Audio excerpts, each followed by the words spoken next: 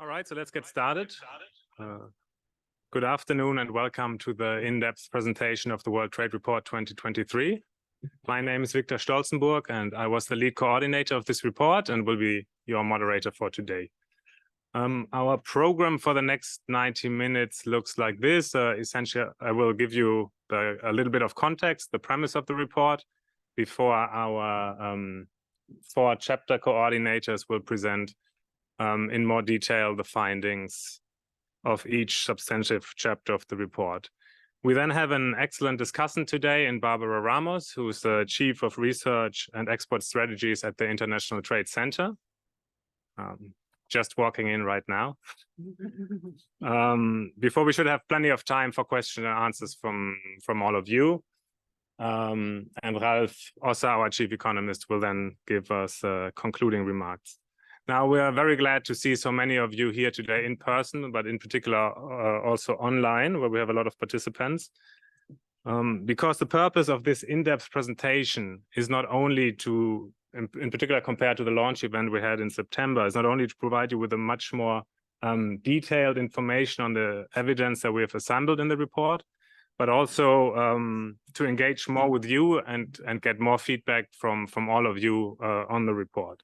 So let's get started with me giving you the context and the premise of the report. The reason why we focused on reglobalization this year is that, as we all know, global trade, and in particular the multilateral trading system, is at a crossroads right now. For almost 7 decades, there was a mutual understanding that trade and interdependence will lead to shared prosperity and peace. But this narrative has changed over the past decade due to a multitude of crises. It started with a financial crisis, and since then, things just kept happening with the pandemic, now the war in Ukraine, and many other things that have changed the narrative on global trade. And the 3 most prominent arguments that are used to justify this change in narrative is that the current trading system is arguably a danger to national security, a danger to inclusiveness, and a danger to sustainability. And there are obviously good reasons to be concerned about these issues. We see the disastrous effects of climate change every day. We see the disastrous effects of geopolitical tensions here in Europe, but also elsewhere in the world. And we have to admit that progress in terms of both between and within country inequality over the past decade has stagnated. But what we hope to convince you of today is that this narrative putting trade at odds with solving these challenges is misguided. And that quite to the contrary, trade is critical to addressing them. In fact, what we hope, or what the report in fact shows, is that turning away from the multilateral trading system is something that we cannot afford given how urgent these challenges are, even if the system might need reform and help from domestic policies at some time. And this brings us to our first speaker today, Stella Rubinova on my left here, who is the chapter coordinator of Chapter B. She will set the stage by showing us the most recent data on how the change in narratives is affecting both trade policies and trade flows. So Stella, what can we see with respect to fragmentation, friendshoring, reshoring, and so on? Thank you, Victor. Good afternoon. It's a pleasure to be here. I'm gonna just quickly wait for the presentation to come on. But to begin, so the chapter B of the report introduces the current global trade landscape, and in particular, how it has changed in the past 2 decades and adapted to the nearly continuous stress test of the past couple of years, or a few years more.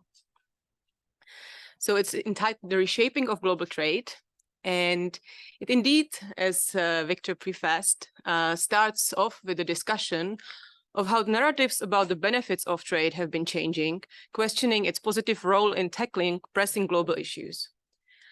Recent shocks to the global economy have fueled narratives that give prominence to the benefits of localization and fragmentation, rather than those that highlight the benefits of further globalization and integration.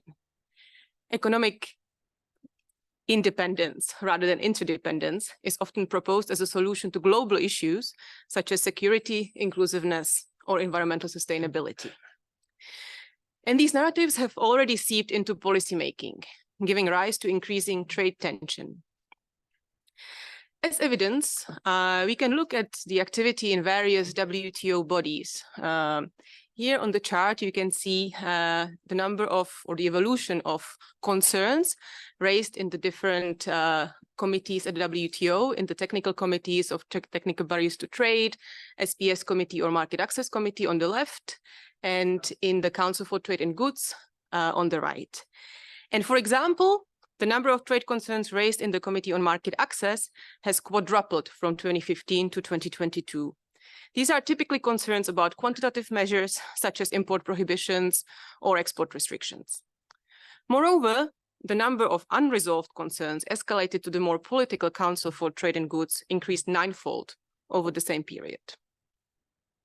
Many of these concerns relate to policies that are motivated by national security, environmental, or geopolitical objectives.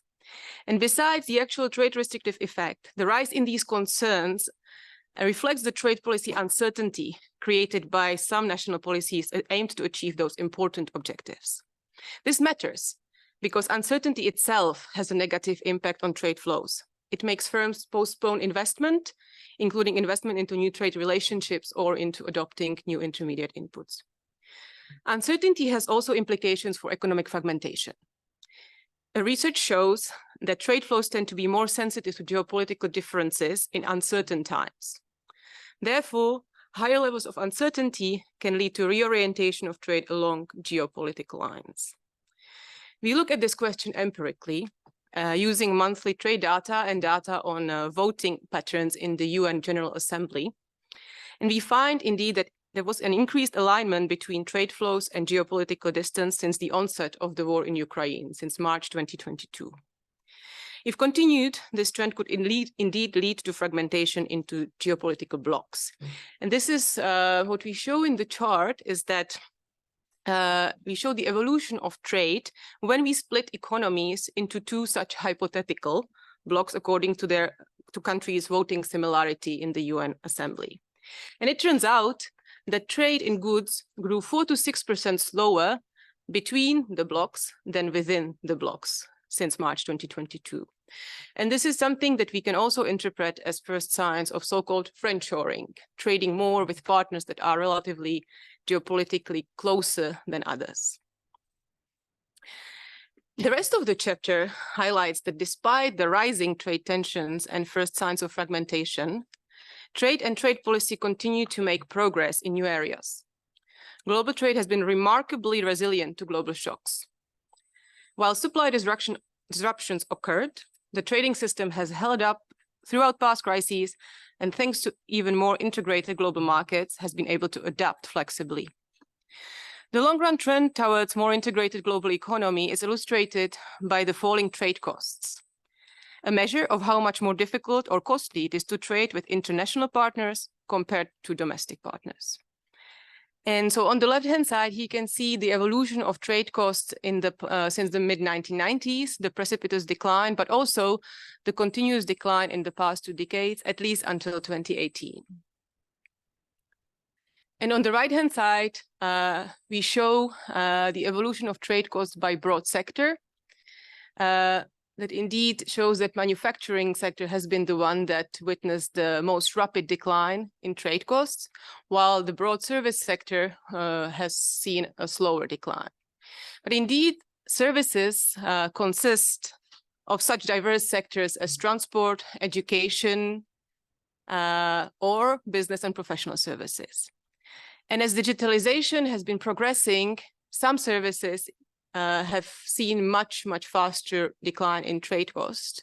And indeed, if we look at only those services that can be delivered digitally, we see that the decline in trade costs has been as fast as for manufacturing goods, which resulted in a boom in digitally delivered trade services exports. That, as the figure shows, remained resilient throughout all the past crises, and grew at an average annual rate of 8.1% between 2005 and 2022, outpacing both goods and other services trade. To effectively address global sustainability challenges and combat the climate crisis, it is imperative that environmental technologies reach all corners of the world. Trade in goods and services that promote conservation, reduce pollution, and contribute to a greener and more sustainable economy is crucial for delivering these technologies where they are most needed.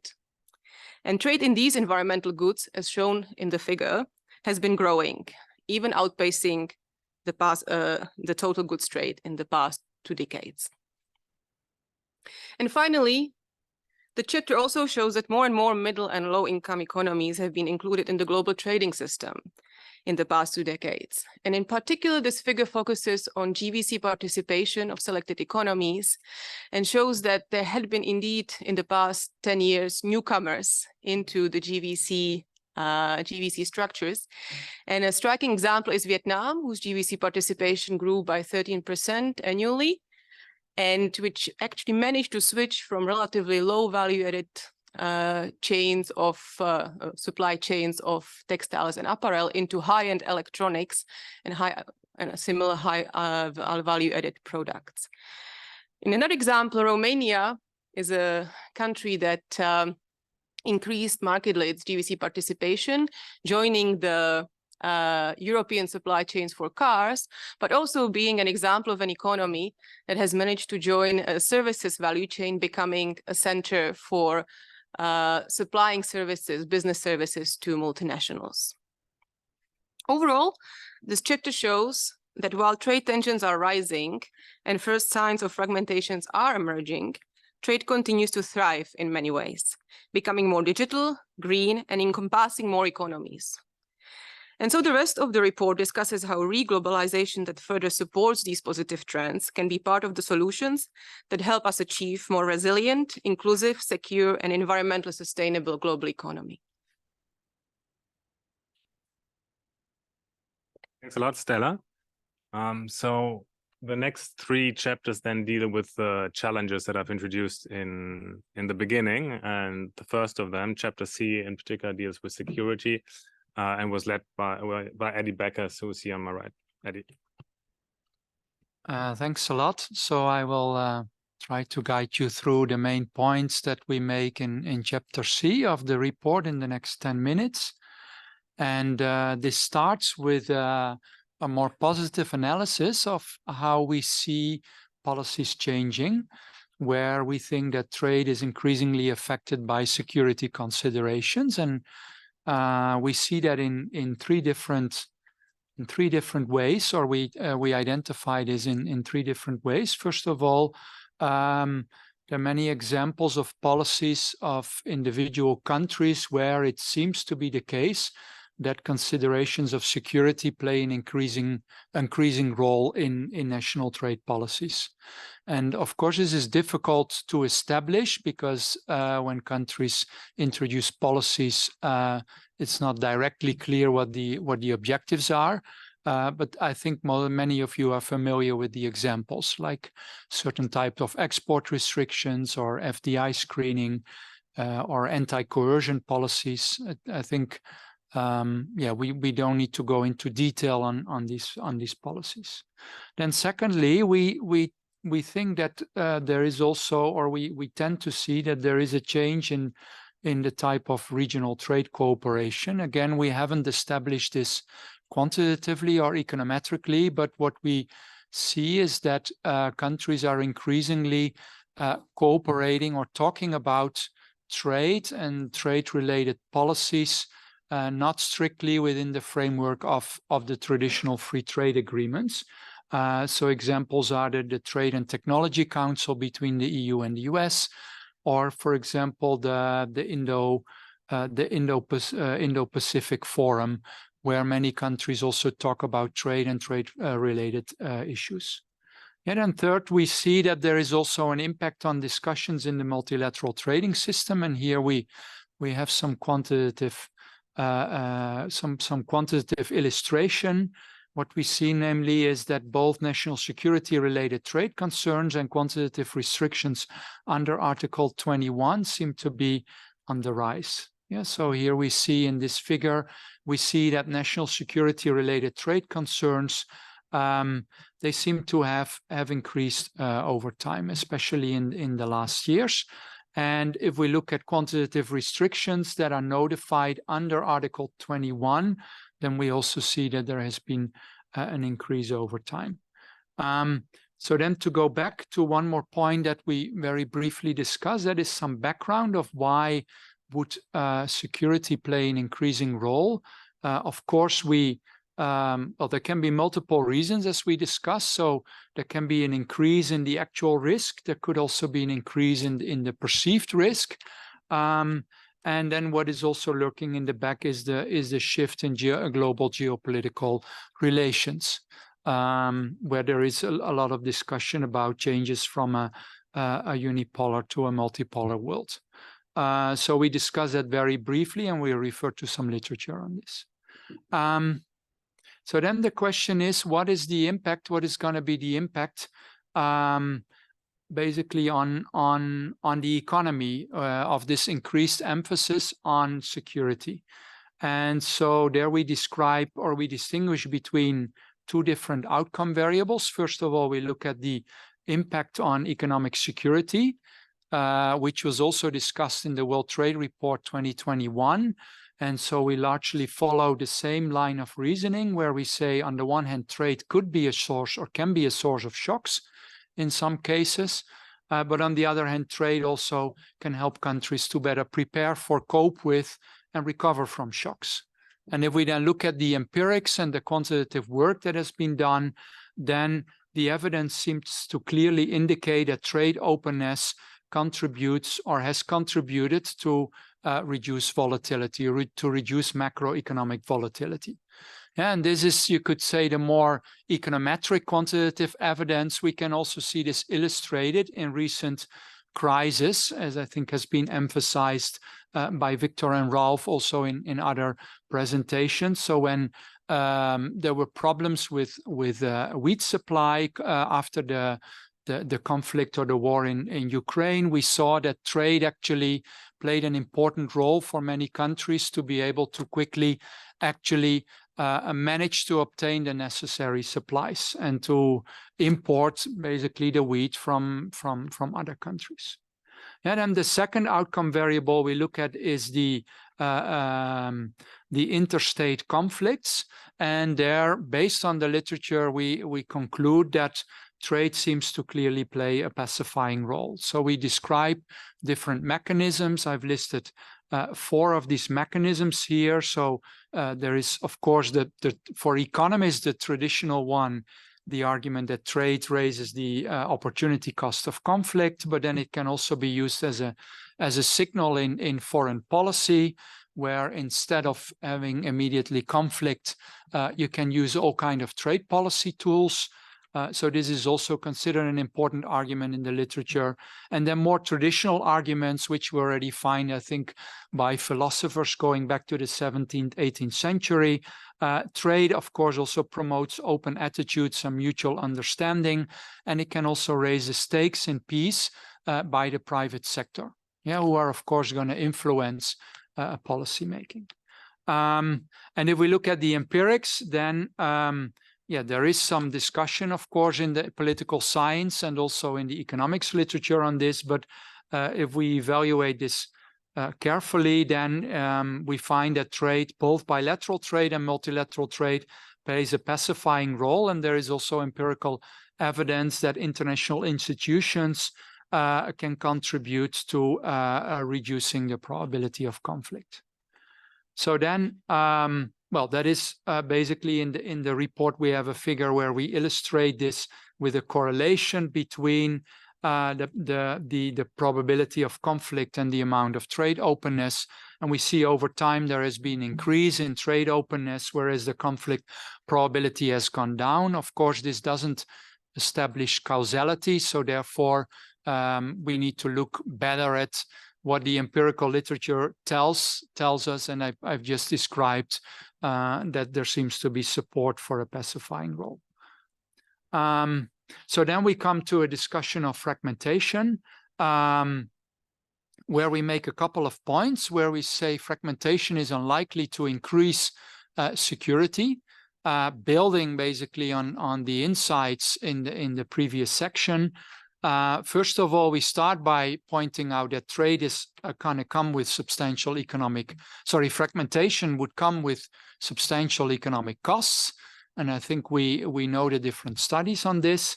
But then we also, what we think is important is that it would be especially bad for the position of low-income countries if there would be fragmentation and also disintegration of the multilateral trading system. So that is because of trade comes with technology diffusion, and if there would be a disintegration of multilateral trade cooperation, it would lead to a weaker position for low-income countries who do not have a lot of clout in bilateral bargaining. Then, as we've seen already, fragmentation and reshoring would come with increased economic volatility. It would also weaken the mechanisms through which trade reduces the likelihood of conflict, the mechanisms that I've just described. And then finally, what we show, which I think is also an interesting finding, is we show that there is substantial volatility in the geopolitical alignment of countries, using the same kind of thing as Stella was describing in chapter B. So the geopolitical alignment is measured with UN voting patterns. And if we use these voting patterns, we tend to see that there is quite a bit of volatility in the alignment of countries. Yeah, so quite a couple of countries are actually changing their geopolitical alignment substantially. Yeah, so I think that is a point that our DG has also been making. When you think about friendshoring, maybe if you think about friendshoring at a certain point, you might think, okay, these are countries that are maybe that I could consider as friends. But then if we look at these more formal measures of geopolitical alignment, we see that there is a lot of volatility. And so that you need to be careful when you think about who would be a friend. So then we conclude with a discussion of how reglobalization could contribute to a safer world. So first of all, as we've seen, more diversification can contribute to economic resilience, and there are various initiatives in the multilateral trading system at the moment, like trade facilitation, investments facilitation, services domestic regulation, or talks about e-commerce, which could all lead to an expansion of trade and also to a further diversification of trade. Then there is the discussion about the fact that limiting trade restriction, especially in the area of export restrictions, can contribute to ensuring the provision of essential goods. And I think this is an old discussion, but nevertheless, in the debate now about security, it's more than ever relevant, where there is a risk of weaponization of trade, also on the export side. Yeah, and of course, it would be preferable if the provisions on export restrictions would be would be somewhat stronger. But of course, we need to be cognizant of the fact that this will not be so easy. And so I think the chapter discusses some ways, and this could be in ways in which this could be discussed. Then finally, we discussed 3 more topics where we are more, I think, descriptive. So first of all, the deliberative process of the WTO could be enhanced on security matters, which some authors see as a way to actually deal with the debate about security. Yeah, to make this more of a deliberative discussion instead of an enforceable discussion. Then, of course, transparency, enforcement of transparency could be contributing especially to economic security, where we see the example of agricultural trade and the AMIS system, where more transparency on the origin of shocks and the policies that countries introduce can help to help other countries to better cope with these shocks. And finally, we conclude with a discussion of how a national security can be disentangled from trade policy, providing a brief overview of the literature on the discussion of the role of national security in the multilateral trading system. Thank you. Thanks a lot, Eddie. So what we do next in the report, after having established the relationship between trade and security, is to look at inclusiveness. And the chapter leads for this chapter were Roberta Piamartini and Mark Bacchetta.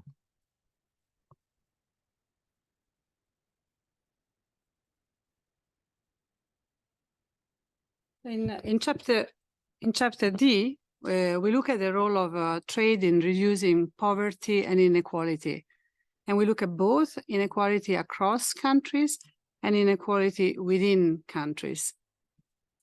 So in my presentation, I will focus on inequality across countries, and then Mark will focus instead on inequality within countries. When we look at the evidence on inequality across countries, what we analyze in the report are three key points. First, we have evidence that trade has helped to reduce poverty as well as inequality across countries. That evidence on fragmentation show that there are risks from fragmentation. Actually, fragmentation is more likely to contribute to divergence than any further convergence. And we also show that there is another alternative way, reglobalization, where a strengthened multilateral trading system can actually provide new opportunities for including countries that have been lagging behind into and integrating in the multilateral trading system. So let me start with trade and its impact on convergence and poverty. So one striking fact of recent years is that starting from mid-80s, that corresponds more or less with the beginning of what Baldwin calls the unbundling, the first great unbundling of production, where firms started producing different stages of production across the world. We have at the beginning of a convergence where developing and emerging economies, represented in the chart by the red line, start growing at a rate faster than that of high-income countries, the blue line in the chart. And this is striking because it's the beginning of a convergence after about 200 years of divergence. And this has got a lot to do with trade, and has been driven by the strong reduction of trade costs due to technological innovation, as well as trade policy, or unilateral, multilateral, regional liberalization. And it's been driven by the increasing participation of developing countries in global value chains. Global value chains offer the possibility to trade in a specific component or specialize in a specific component and trade a component specialized in a specific tasks, rather than needing to have skills to produce a good from the beginning, from the raw material to the final product.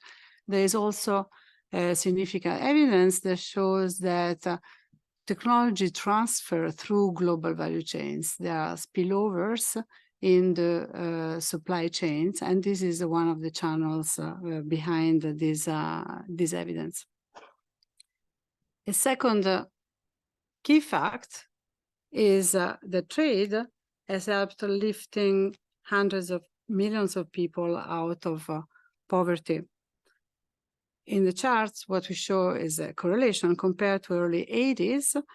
The share of middle low-income countries in global export increased from around 20% to 30%, the blue bars. And at the same time, the share of people living on less than $2.15 per day fell from about 55% to just above 10%. The effect has not been uniform across countries. I mean, of course, there have been stronger effect in East Asia and East Europe, and while Sub-Saharan Africa has been stagnated, poverty in Sub-Saharan Africa has been stagnating since the 90s. But trade has got a lot to do with this. It has to do with this because it's one of the engine, has been one of the engine of growth, but also because trade is a disinflationary force. By increasing competition, it helps to reduce prices. And this benefits particularly the poorest in a country, as they spend a higher share of their income on tradable goods. So fragmentation risks to jeopardize these gains. And there are actually a number of studies that show the adverse effect of various fragmentation scenarios.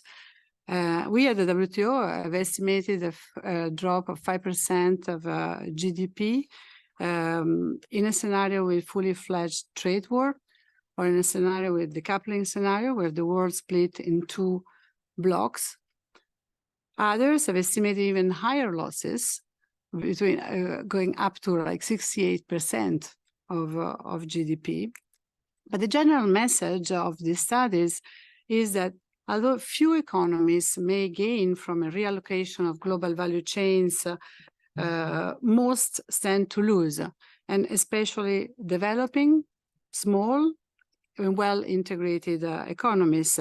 And these are the economies that tend to have fewer resources to adapt to changes, and that to changes in global trade and in global investments, and that are likely to suffer more from the shock.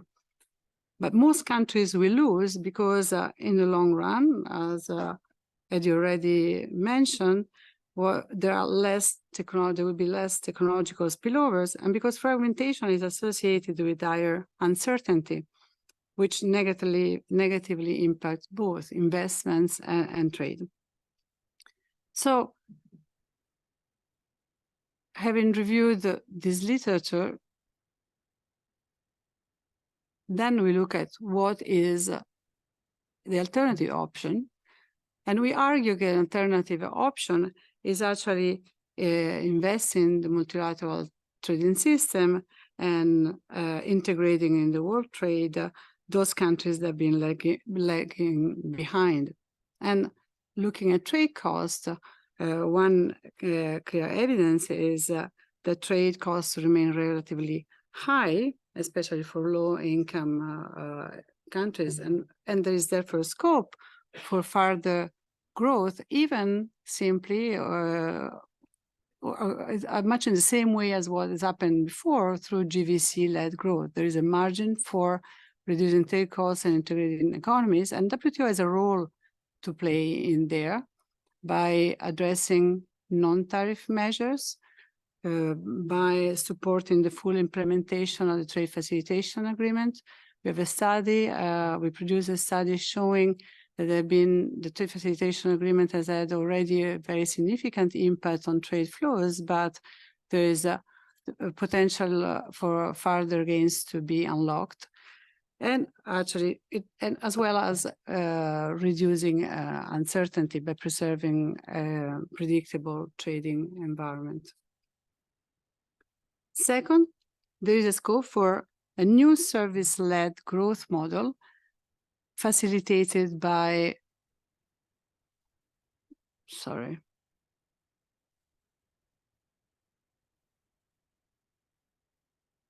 I don't know why it's going down. There's no way to go back. Ah, here, sorry.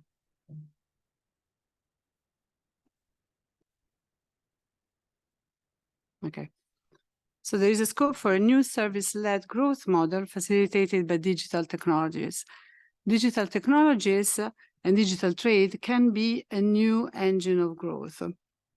And this is because they actually change the type of comparative advantage that you need to participate in international trade, and actually may allow countries sort of circumvent at least those countries that have been lagging behind, to circumvent some of the barriers to trade they face, such as high transport costs or lack of capital.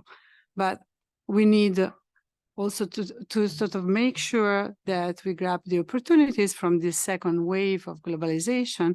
We need both infrastructure and regulations. So as we show in this chart, the trade cost reducing effect of infrastructure can sort of double in middle and low income countries when investment in infrastructure are coupled with regulatory improvements. So international cooperation is going to be key, and is going to be key because it would to avoid unnecessary restrictions, to provide the confidence in business and in consumers on online transactions, and to facilitate investment and mobilize resources. So I stop here, and I now give the floor to Mark, who will talk about inequality within countries. So yes, indeed, as mentioned by Roberta, Chapter D also discusses the relation between trade and within country inequality. First, looking backwards, similarly as what is done with the between country, it first looks backward and then looks forward and compares fragmentation with reglobalization. In summary, it shows that that in the absence of adequate domestic public policies, trade tends to raise within country inequality, but at the same time, it offers opportunities to many workers and to small firms, thereby also contributing to greater inclusiveness. Looking forward, the report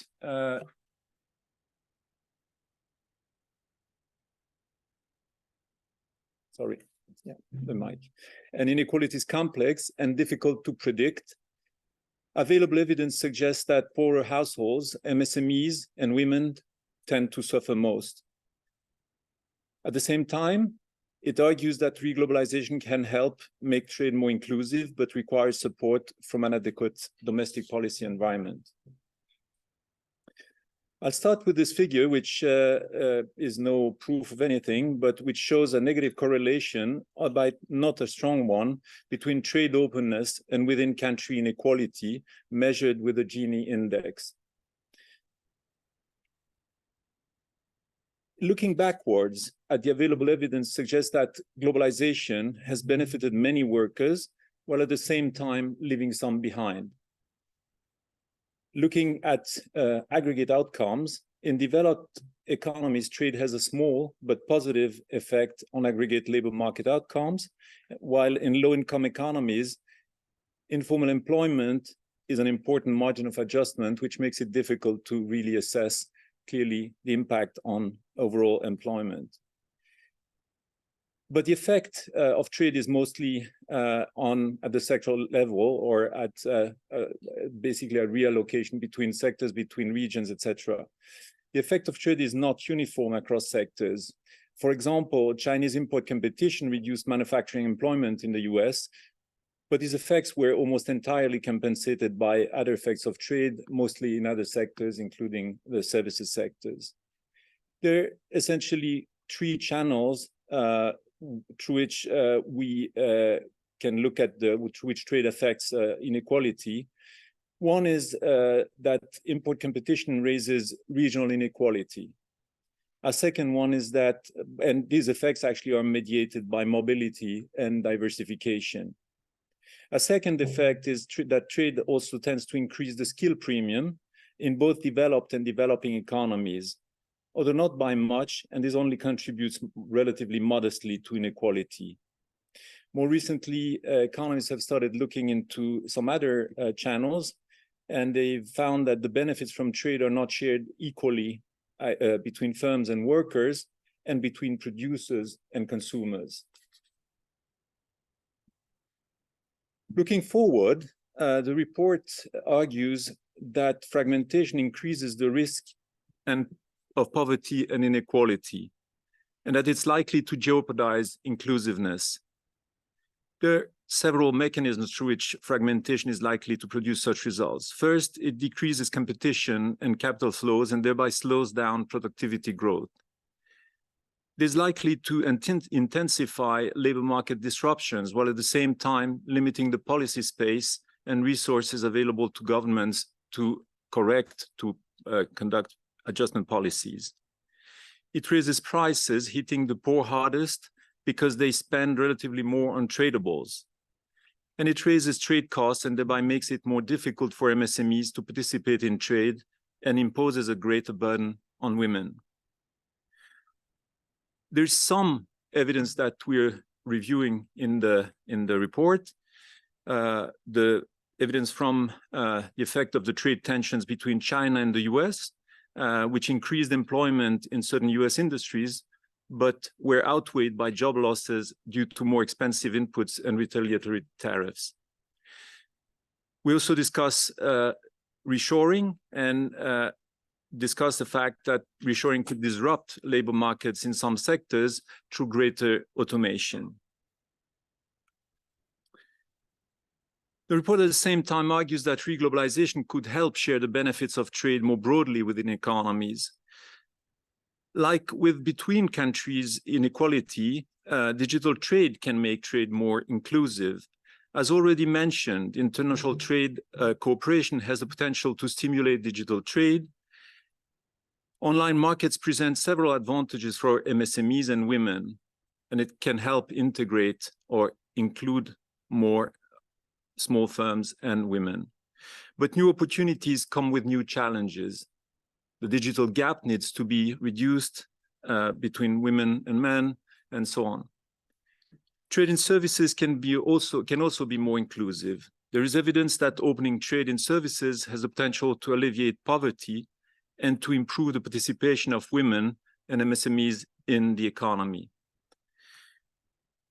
Thirdly, making trade in goods more inclusive is essential. We discuss how agricultural trade policies are pivotal in shaping the impact of globalization on poverty, and how the opening of agricultural markets can be beneficial to women.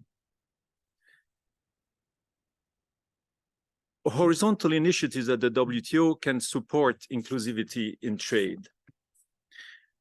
Discussions about how to facilitate trade for MSMEs or businesses owned by women are covered by various committees and initiatives in the WTO.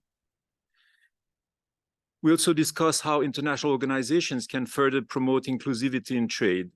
For example, the ILO was recognized as the competent body to negotiate and enforce labor standards, and the ILO and the OECD deal with labor rights and responsible business conduct for multinational corporations. The OECD addresses the ramification of superstar firms' dominance with its initiatives on taxation and on competition. Last but not least, domestic policies, and that this is really an important message in this chapter, domestic policies are absolutely essential to promote inclusivity in trade. Effective policies to facilitate adjustment and to compensate the losers are definitely needed. Thank you. Thanks a lot, Mark and Roberta. The last chapter, coordinated by Ankai Shu, looks at sustainability. Thank you very much. And as previous chapters, this chapter looks at reglobalization to promote environmental sustainability.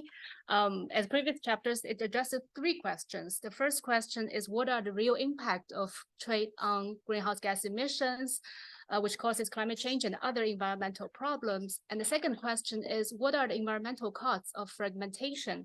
And the third question this chapter tries to address is, what are the gains from reglobalization in terms of environmental sustainability? So first move on to the first question. If you ask some environmentalists, I guess they will say that trade is detrimental to the environment. But a closer look at the effect reveals a rather complex picture. Although trade does increase greenhouse gas emissions related with international transportation, and trade also induces more production, which of course raises living standards. It can indeed help generate greenhouse gas emissions and other environmental problems. This is the scale effect often referred to in the literature. At the same time, trade can also separate production and consumption in different locations, which reallocates the production to different countries. And the real impact on the environment would depend on where the comparative advantage of these countries lie. And thirdly, trade could also improve the environment by diffusing green technologies and also improve the efficiency of production.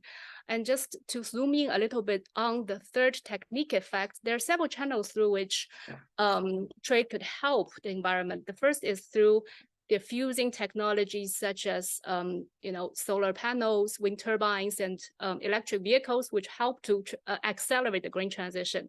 At the same time, trade would also allow firms that are more efficient to expand. And by expanding, those firms would also benefit from economy of scale, where they can invest more in pollution abatement. So there is a body of literature, empirical literature, that finds exporters are generally cleaner than non-exporters.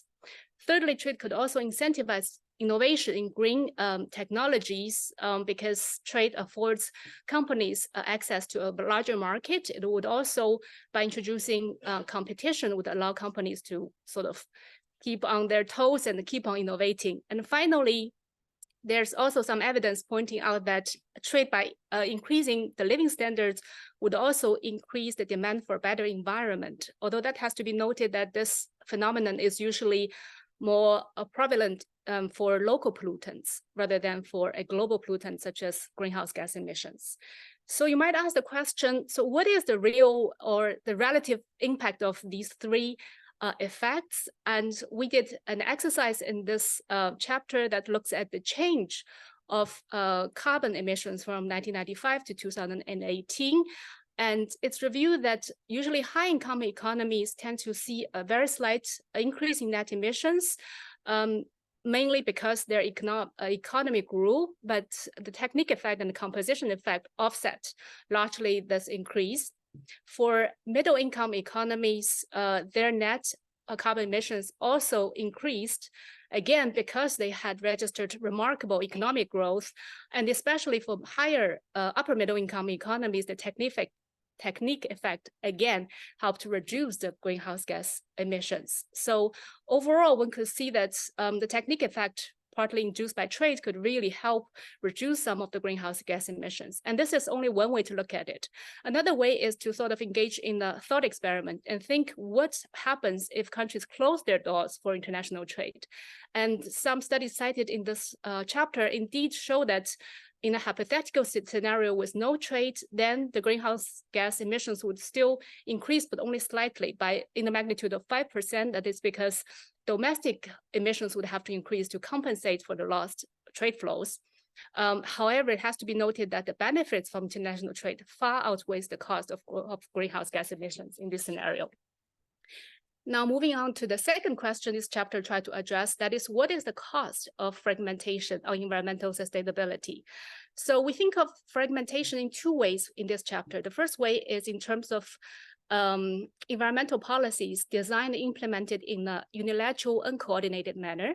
And the second definition of fragmentation is sort of the global economic fragmentation in terms of loose trade ties. So first, the chapter recognized that environmental policies are necessary to address some of the market failures that are prevalent in environmental challenges. The most notable one is the externalities in pollution or emission of pollutants. And this is indeed reflected in the environment-related trade measures being notified to the WTO. This figure shows the evolution of environmental-related trade measures that's recorded in the environmental database. And one could see that both in terms of the share of notifications related to the environment, as well as the number of environmental-related measures has seen an increase over the years. And the most common types of measures are indeed government support, technical regulations, some forms of quantitative restrictions, and other measures. However, at the same time, while environmental measures are necessary, coordination is desirable. And this chapter cites a few studies that shows with globally coordinated carbon prices, that it can reduce the cost of climate mitigation and reach the goals of the Paris Agreement, compare with much more efficiently compared with a patchwork of carbon pricing policies. Similarly, when it comes to government support for green innovation, the report also cites another study that shows because there are a lot of uncertainties involved in innovation, then it's more optimal for countries to coordinate and invest in a set of potentially viable environmental technologies rather than duplicate spendings. Furthermore, uncoordinated environmental policies can also lead to unintended consequences on trading partners. And this is reflected in the number of environment-related specific trade concerns registered in WTO committees. We can see that there is an increasing number of environment-related specific trade concerns. Some notable examples include carbon border adjustment mechanisms proposed, or international spillovers could occur when some jurisdictions use carbon pricing and other jurisdictions choose to subsidize clean energy. In addition, the proliferation of incompatible standards could also cause uncertainty and increase costs for exporters. So the chapter concludes that efforts to coordinate environmental policies and harmonize these standards would be crucial to prevent policy fragmentation.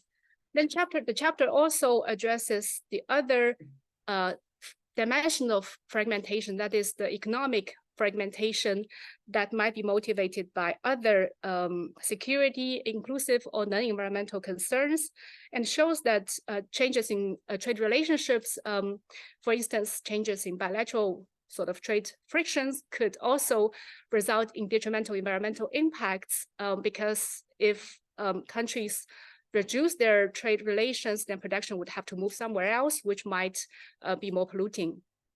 And it also shows that reduced trade between economies could limit the flow of green technologies. One of the studies cited in this chapter shows that without knowledge diffusion, then the cost of reducing the same amount of greenhouse gas emissions could be about 40%, up to 40% higher than the case with technology diffusion. And furthermore, fragmentation could also increase the cost of environmental goods and services. Another study cited that if countries bring back the gradually bring back the production of solar power, then the cost could increase by 50 to 100%. So finally, this chapter addresses the question of reglobalization. I'll just speed up by saying that with the rising share of digitally delivered services, the carbon content of trade would also decrease, because digitally delivered services such as information technology, communication technology are generally cleaner with less carbon emissions. And the chapter also shows that there are environmental gains from trade if countries coordinated their environmental policies. Here, this shows that there's currently no correlation between a country's share of renewable energy and the export of energy-intensive goods. And a study cited in this chapter shows that if countries coordinated their environmental policies, the carbon emissions could reduce by a quarter, and a third of this, a quarter of carbon emission reduction is due to international trade. So with that, I think you have the conclusions. Thanks a lot, Ankai. So that concludes the report. Just to sum up quickly again, the evidence really does show that reinvesting in the multilateral trading system, defending the system, is not just the right thing to do from an economic perspective, but also from a perspective of security, inclusiveness, and sustainability. And one organization that has been working continuously to make sure that trade is as inclusive as possible, but that lately also has looked at very similar issues as the ones we discussed in the report, is the International Trade Center. So we are very happy to have Barbara Ramos here to discuss the report. While she does that, please get your questions ready. Online, we have the Q&A function. But now over to you, Barbara. Well, thank you very much, Victor. Thank you, Rolf, and the team for the invitation. to participate in this technical launch of the report.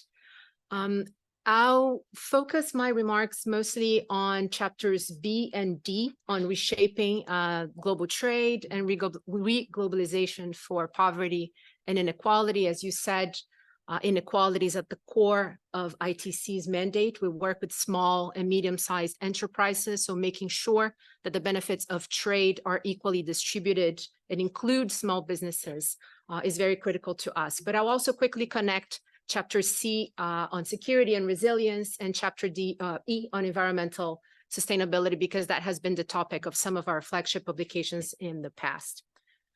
But let me start with a small detour. Yesterday, I was at the Global Forum on Trade at OECD in Paris with Rolf, and the topic was digital trade. And oftentimes the discussions veered towards the challenges and the threats of generative AI. And a lot of the concerns were about how algorithms create these echo chambers where our beliefs tend to be reinforced, whether or not they're true. So in this context, I want to commend the writers for trying to breach the echo chamber and engage in a fruitful and evidence-based dialogue with the other side, right? I think the report openly recognizes that trade has been seen by many as part of the problem rather than part of the solution. And you put forward some very compelling data-driven arguments of why this is not and should not be the case. And I think we all need to do more of that, and I'll try to do more of that in my remarks. So walking back memory lane, some 20 years ago, Joseph Stiglitz launched a very influential book, Globalization and Its Discontents. And in that book, the concern was about the backlash against globalization in the global South, right? Developing countries were thinking that the trade system was rigged against them. And in the last few years, and as the report shows, lately we have a new wave of discontents, and now in the global North. So Chapter B does a very good job in acknowledging this new wave of backlash and providing some nuance to it, right? On the one hand, it shows that there is indeed implementation of unilateral trade measures that is becoming a concern that's leading to some disruption in trade relations and indeed negatively impacting some trade flows. But on the other hand, there are few signs of actual fragmentation, and that trade has remained resilient, which is a very important finding. So it is an overstatement to say that the era of globalization is coming to an end, right? But these two forces are at play. And this report basically sets the scene to say there are two options in front of us: fragmentation or reglobalization. I would actually argue that there are three options ahead of us. But I concur that reglobalization is the winning one, so you can breathe easy. I'm not here to say that you're wrong and that we should go in a different direction. So the first option is indeed, sort of turning inwards in the hopes that that will somehow bring back a bygone past, right? And I think there is plenty of evidence in this report and elsewhere that that's just not going to cut it. It's not going to work. Even if we were able to bring manufacturing back, the jobs would not be back. Automation, technology, that is changing the nature of manufacturing. The jobs that will be created require a different set of skills, and that means they will probably be based in places different from the ones that were lost. And as Chapter B rightly points out, this is not going to make economies more resilient. Quite the opposite, it's going to make them more vulnerable.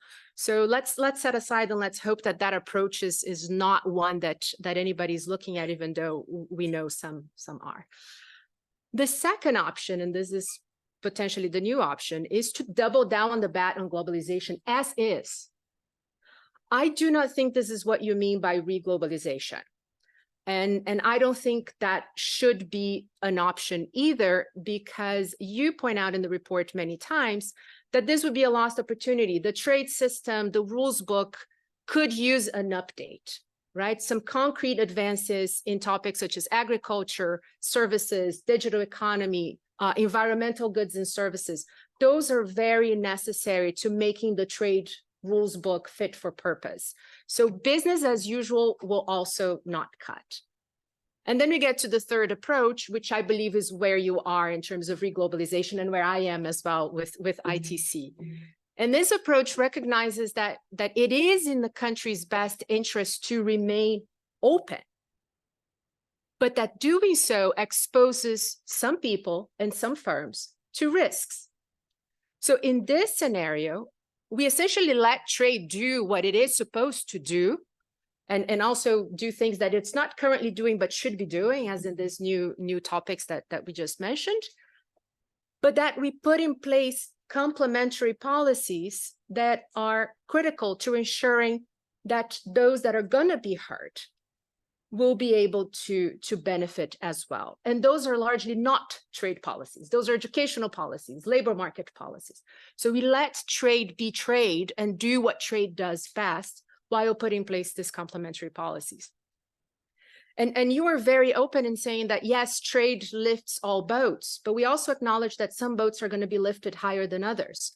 And that this idea that trade is beneficial to all is based on the possibility that the winners will compensate the losers. Now, the problem is compensation hardly ever happens. These domestic policies are not being implemented. And that's not a trade problem. That's a domestic policy problem. And we need to be very open about it. And I think economists, national leaders, we tended to understate the potential disruptive effects of economic openness and not implement the right policies that should go with this. And avoiding this truth is no longer an option because it is at the root of some of this discontent that we're observing. I think we would need to be far more direct about these consequences because these consequences are not surprising. They're predictable and predicted in any trade model when you talk about trade liberalization. And we also need to acknowledge these deep concerns that people have, including the loss of dignity that comes with economic displacement. So now let me put my hat as ITC Chief of Research and talk about some of the inequalities that we are very concerned about. And that's the inequality of opportunity for micro, small, and medium-sized enterprises and their lack of participation or their very small participation in international trade. Now, let me say that we know that MSMEs will most likely participate in international trade indirectly. They will sell domestically to exporters. You know, they don't sell at scale. Their productivity tends to be lower. So it's not that we're necessarily saying all MSMEs should be exporting, but there is an opportunity for them to integrate into value chains and then indirectly export. But the reason why I find the conversation about opportunities for SMEs particularly important in the context of inequality is because MSMEs are the backbone of most economies. They tend to comprise 90% of businesses on average, about 50% of employment worldwide. And in times of crisis and economic transition, most people tend to find employment and obtain basic goods and services from these companies. So they can be an important safety net for these transitions as well. So they play a critical role in cushioning the negative effects during times of transition. The concern we have is that many of the global issues analyzed in the report, from environmental sustainability to security, resilience, they're hitting MSMEs particularly hard. So in the absence of targeted intentional policies, they're not going to be able to play the role of economic drivers and social safety nets that they can play and help us build the case for free trade. So let me give you a few numbers. A couple of years ago, ITC ran a research and found that 60% of micro and 57% of small companies were strongly affected by COVID-19. Many of them actually closed. And this compares to about 43% of large firms. So this is a considerable difference. So when we're talking about resilience, MSMEs, even though many of them were resilient, they tend to suffer more than larger firms. Climate change is also hitting them very hard. So our flagship report 2 years ago found that 68% of small companies in sub-Saharan Africa were concerned about environmental threat. And this compares to 54, so 68 to 54% of large companies.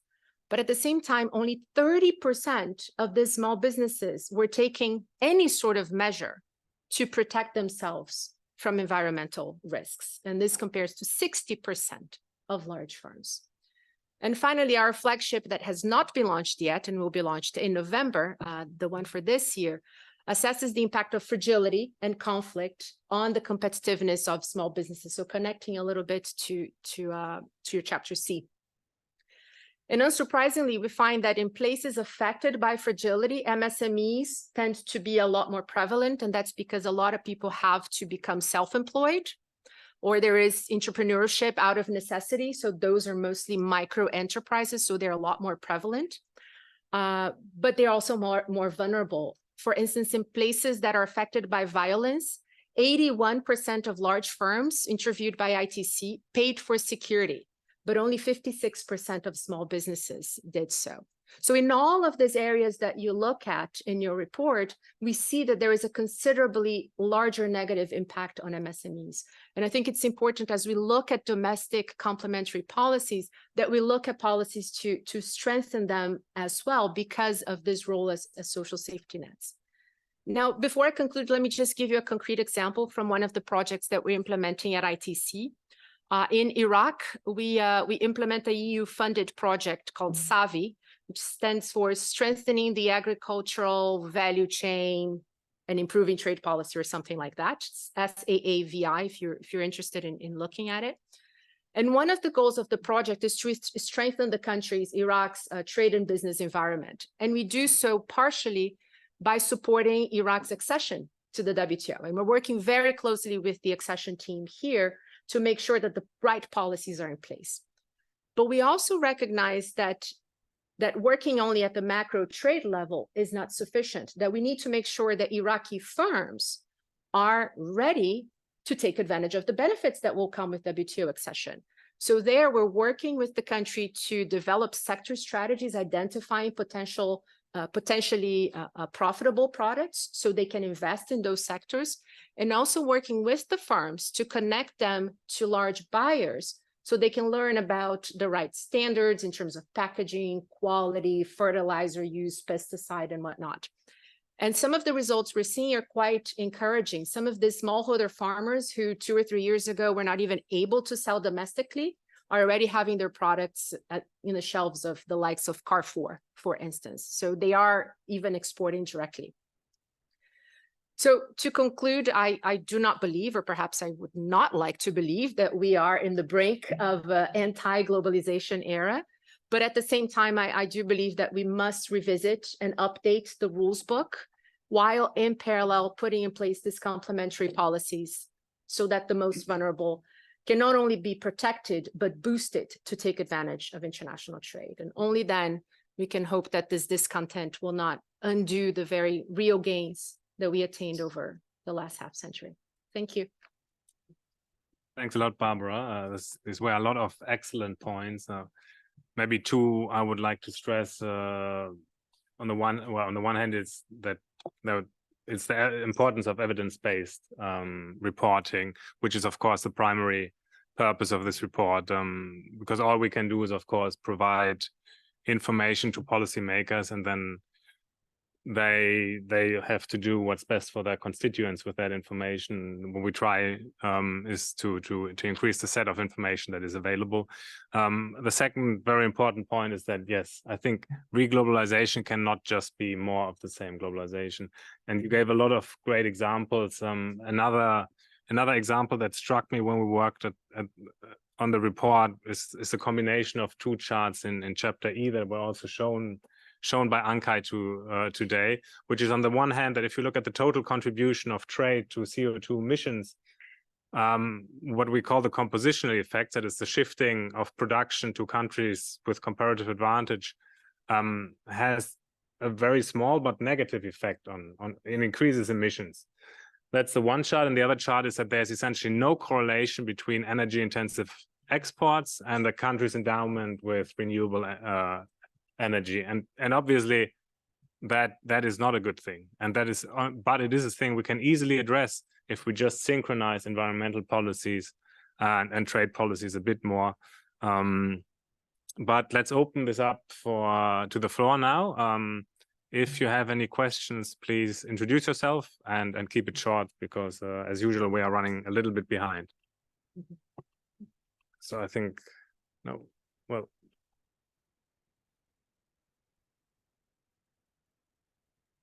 Thank you very much, and thank you very much for the presentation. I have a question and a small remark. The question is, you said, one of your colleagues said, I think it was Eddie, that said that there is substantial volatility in geopolitical alignment, and that complicates friendshoring. My question is, that should complicate as well fragmentation. It should prevent the consolidation of fragmentation as well. So that's a question. And then, if I may, a suggestion about how could you market this report among the non-converted, because we are all converted here. We all agree that trade is good and that it would be wrong to fragment the world into zones of influence. Now, the point is that the issue is how to, because fragmentation has winners and losers. And so the point is, how can we marshal the support of the losers for reglobalization? And I know that we at the WTO, and I say we because I used to work here, are not great fans of economic nationalism or nationalism in general. But in this case, it may come handy because the fragmentation, and this is something I would encourage you to underline and highlight, implies that most countries will be forced to take sides. And taking sides is not in the interest of all those that want to preserve sovereignty, and let alone the consequent economic consequences. So I would say in your presentation, despite on top of all the benefits that reglobalization would bring, it is also about preserving the capacity of countries to decide who are going to be their trading partners or their investment partners. So that's my comment. Thanks a lot, Hector. Monica? So Monica Mrazová, University of Geneva. I believe pretty much all the chapters highlighted the importance of domestic policies, be it policies to ensure that the gains from trade are shared equally, that losers are compensated, regulations to harness the benefits of trade in digital services, etc., etc. So would it be a right conclusion of your report that the future of multilateral trading system is increased cooperation on domestic policies? And is there appetite for it in the institution? Thanks a lot, Gabrielle. Happy that the two ladies, in fact, their comments, because I was listening to what my colleagues said, and there appear to be evidence that trade can have negative impact on the environment and all this. And I was thinking of redistribution. If, as it was just said, and that was going to be my question, that opening and more trade is good only if it is together with redistribution or helping the weaker, should this debate take place here, expanding the scope of WTO? Is it possible not to do it here? And I had another smaller question to Roberta, who refers to the concept of reduced knowledge diffusion. Is there evidence that just exchanging knowledge will always be positive, even between a very knowledgeable and a less knowledgeable? Quite important for transfer of technology and to some extent local content. I don't understand this concept of reduced knowledge diffusion. Thank you. Excellent. We also have a lot of questions online, so I might just read out two, and then I give each of you the possibility to respond to the questions on the one hand, and to what Barbara said as well before Ralph concludes. So one of the questions that we have is that from Mia Mikic is that trade costs have been falling, but they still appear high or have recently risen. Is there a limit to our expectations on trade cost reductions? So I think that's in particular towards Stella. Another question from Raul Torres of the WTO, and that's maybe best answered by Mark, is bringing environmental policies and trade policies more online, and therefore exploiting green comparative advantage more, will trigger possibly a lot of dislocation and political fallout. What's the best way to prevent this? Essentially, the shocks that come from the green transition.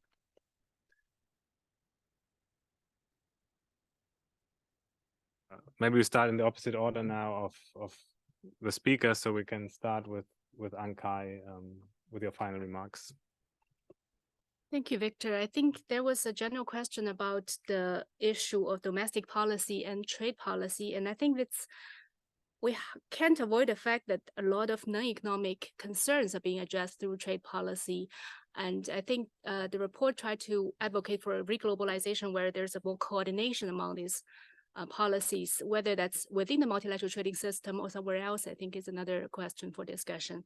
And there was a question about green comparative advantage. I suppose that's about the environment. And I think that's like, in terms of the research, it's a hypothetical scenario where if each country adopted some kind of carbon pricing policy, then the price of production would reflect the cost of greenhouse gas emissions. In that scenario, then countries that have, say, New Zealand has a competitive advantage in producing relatively clean livestock, then that could be a major exporter of livestock products. Or say Australia has a more competitive advantage in generating green hydrogen, then they can be an exporter of green hydrogen. So that's a hypothetical scenario, and I think that would be generally beneficial to the environment. Thank you.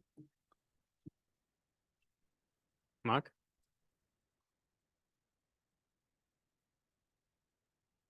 Yeah, actually, with regard to the question on multilateral cooperation on domestic policies, it's an interesting question. I don't really see much mileage in cooperating on adjustment policies. For instance, I think to a large extent the amount of inequality that the country wishes to have is a political decision somehow, and how much the governments fight against inequality is largely a national sort of decision that each government or each country needs to take. The other thing is that I'm not sure that I mean, it depends a little bit on the policies, but I don't see a lot of cross-border spillovers from some of those policies, and so I don't necessarily would see a major reason to try and interfere with that. Sorry? Yeah, right. Okay, that's happening. Okay, no, and I mentioned that. You're right. In international cooperation on competition, we discuss some of those issues. But sorry, I was sort of mostly thinking of adjustment policies, labor market policies, and some of the compensation policies. So there I see less of a reason. But you're right about.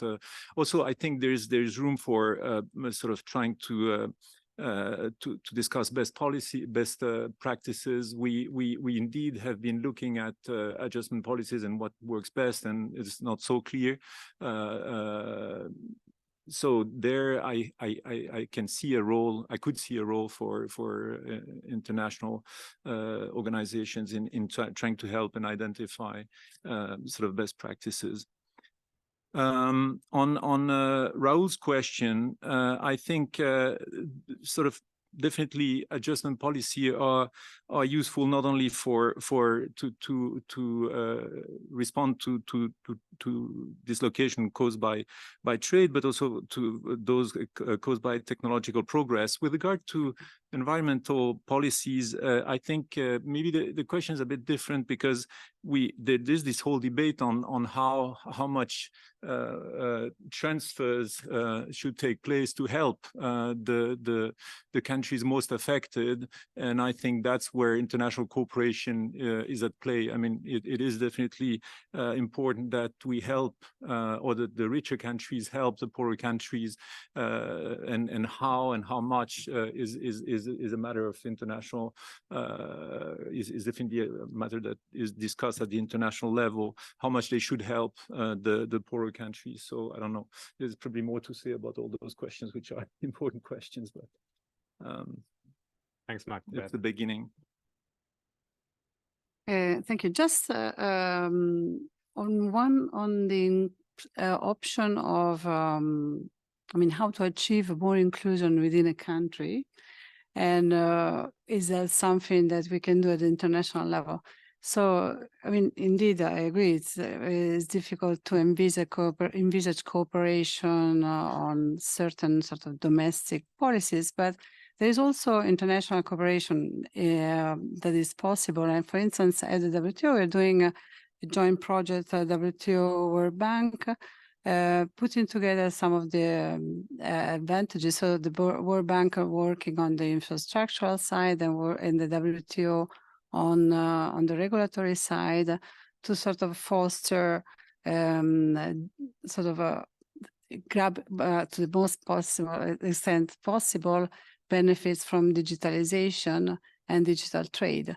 So we have seen collaboration during COVID among IOs, WTO, WHO. So there are sort of there is a form of international cooperation, I guess, is possible across IOs. That is a form of cooperation that tries to address sort of try to have as aim that of achieving more inclusiveness, and that's to which at least international cooperation among international organizations can play a role. And digital technologies actually have some characteristics that can actually help in achieving more inclusiveness. Even when you look at SMEs, indeed, SMEs are at disadvantage. They have less skills in using technologies. But what we observe when you look at international markets, they are relatively more present online than offline. They're less present in trade, but when you look at statistics of online trade compared to offline trade, they're relatively more present. So I think there are good news on the inclusiveness side also coming from that side. And to address Gabriel's question, yes, there is evidence of knowledge flows, especially from developed countries to developing countries through global value chains, for example, and actually and diffusion of knowledge has a positive effect on the growth of developing countries per se. I think your question was also implying, okay, is it advantageous for everybody, including, and I think aiming at the fact if we had the pure technology transfer, no protection of property rights, would that be a good thing? Okay, so what we know in economics is that the incentive to innovate is determined by sort of how much knowledge you have. That determines the productivity of what you invest in R&D, and also how much you can get on the market eventually. So protection and property rights are necessary to the extent that they guarantee a certain market, a certain monopoly power for a certain time. And they are one factor of innovation. Thank you, Roberta. Maybe then Eddie and Stella briefly, because I think we have to move on to Ralph soon. Yes. Very briefly, I think there was a question about the friendshoring. Well, maybe this could be one of the contributing to the factors to the fact that we don't see that much fragmentation, because countries, or I think in this case it's especially companies, when they're thinking about friendshoring and reorganizing their value chains, they also recognize that it might not always be so easy to analyze this role of geopolitical alignment Then I think your point on sovereignty, I think that's a good point. We make it somewhat related. I think we make the same point, but we spin it, or we explain it. We bring it differently, namely that we say that the multilateral trading system is very important to guarantee that countries can continue to benefit from open, transparent and free trade with all trading partners. And that if there would be fragmentation, this could become increasingly complicated. And that this is especially important also for the weaker, lower income economies, because they might get trapped in this fragmentation. Thanks, Eddie. Stella? Thank you, Victor. Just on the question of trade costs. So I wanted to again emphasize that the trade costs that we're depicting are an aggregate measure that shows kind of all the frictions that exist between trading internationally as opposed to domestically. So these measures of trade cost encompass transport costs, communication costs, but also transaction costs, the fact that sometimes it's more difficult to do business with partners from different institutional backgrounds, from different language backgrounds, and so on. So it's really like a big basket of the different frictions that exist in international trade. And of course, we probably don't expect that trade costs in all types of goods will possibly go to zero, or that international trade will be as easy as domestic in all types of trade. But for just an example, with digitally delivered services, all of a sudden there, basically transport costs have no role, but we are still facing certain trade costs. Still, the transaction costs are there, regulatory differences between different regimes are there, communication costs still there, and we know that digitalization is gradually eroding many of these costs. So we can still go much further in terms of being able to actually do business easily or more easier with international partners. Thanks, Stella. So that brings us to the final part of this event. Ralph? Thank you very much, Victor. I'll keep this very short because I've already spoken at length about the World Trade Report and we're already out of time. So let me just say two things. The first thing I wanted to say is thank you to the team. I really think this is an excellent World Trade Report. I'm very proud of the result and also proud of the team for delivering it, and particularly, of course, Victor for coordinating it under very difficult conditions, I can say, but also everyone here, Mark and Roberta, Stella, Ankai, and Eddie.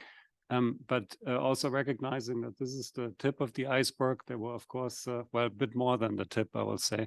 The iceberg is not that big, but there were other people involved also in this room. Eve, Michael, I see here, for example. So really a great thank you to all of them.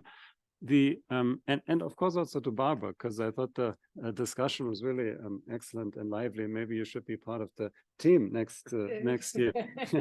Our iceberg is even smaller than yours, Ralph. I don't think I can imagine my team, but happy to contribute. And the second thing I wanted to say is I wanted to recognize also the support we received from other divisions, but more importantly, apologize for things being a little bit delayed, let's say, this year. So we really made life a little bit difficult for some of our colleagues, particularly in IAD, our media division, who probably won't be able to hear this now because they're already working on our forecast for tomorrow, I have to admit. So they're already struggling again, but we really appreciate the help, from them, but also from all our colleagues in the other divisions that have helped us review this, that have collaborated on it substantively and so on. And mainly wanted to say that for the next World Trade Report, we will have much more time to conduct this in a more orderly fashion because we're starting working on it now basically, and we have until next September, so until the public forum next year, to work it out. So I think there will be not only more opportunities to engage with other divisions, but more importantly, we did have these opportunities this year too, but more importantly, to do that in a less stressful and hectic manner. And again, I really appreciate your patience for this year. So thank you all for coming. And congrats again to the great report.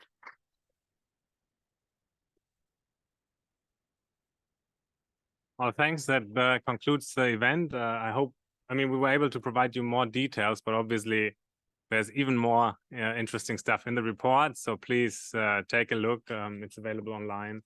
And yes, now, as Ralph said, we start to work on the next one. So any inputs are welcome. Thank you.